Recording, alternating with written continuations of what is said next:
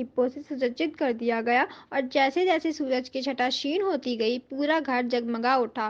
देवउठनी एकादशी का पर्व काफी महत्वपूर्ण माना जाता है और शास्त्रों के आधार पर माने तो आज दीपदान कालिंदी तीर पर करने पर रोग एवं मानसिक चिंतन और समस्याएं दूर होती हैं। इस अवसर पर सैकड़ों की संख्या में लोग श्री दशनाम जूना अखाड़ा कीटगंज के प्रांगण में इकट्ठा होकर कालिंदी नदी के तट पर दीपदान किया। इस विषय में बताते हुए शिव मुनि बाबा ने कहा कि कालिंदी के तीर पर किए गए इस दीपदान का महत्व काफी है और इस दीपदान की सहायता से हम सभी सन्यासीगण यह प्रार्थना करते हैं कि विश्व में शांति व्याप्त हो, देश में रोग, हिंसा और अराजकता का माहौल समाप्त हो, लोगों को मानसिक एवं आर्थिक शांति मिले तथा सबके बीच में एक सौहार्द का माहौल हो।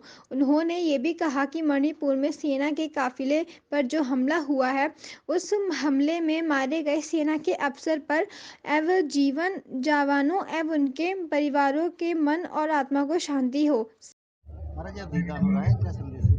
दीपदान आज का जो है वो कार्तिक मास के पुनीत पावन महापर्व पर, चातुर्मास की पूर्णाहुति पर, देवोत्थानी एकादशी के पावन अवसर पर माँ कालिंदी की गोद में यह दीप जलाया जा रहा है। दीप समस्त प्राणियों की रक्षा करे, सबका कल्याण हो, सबका मंगल हो, सबकी रक्षा हो और वेदनाएं कम हो, भारत सुरक्षित रहे, भारत की समस्याएं कम हो। या तो हम सबका आध्यात्मिक और राष्ट्रीय संकल्प है। निश्चित रूप से आज के दिन फिलहाल मैं व्यक्तिगत रूप से जब संकल्प ले रहा था तो मैंने आज यही माँ गंगा से प्रार्थना किया था कि मणिपुर में जो अपराधियों ने, जो आतंकवादियों ने मेरी सेना पे प्रहार किया है, आप उस सेना को और शक्तिशाली बनाइए, राक्षसों को दंड दीजिए, आतंकवाद और उग्रवाद भारत से समाप्त हो। आज मैं यही माँ कालिंदी से मांग रहा था, विनय हमारी सुन ले जननी, मेरी व्यथा मिटा देना, भारत की संस्कृति को माता थोड़ी सी शक्ति दिला देना, रक्षा करना, सबके गौरव की संस्कृति आप बढ़ा देना, हे जगदम्बे, हे माँ अम्बे, सबकी अबलाज बचा लेना। प्रार्थना कर रहा था कि माँ कृपा कर दीजिए, दया कर दीजिए, देश को बचा लीजिए, क्योंकि आपकी कृपा से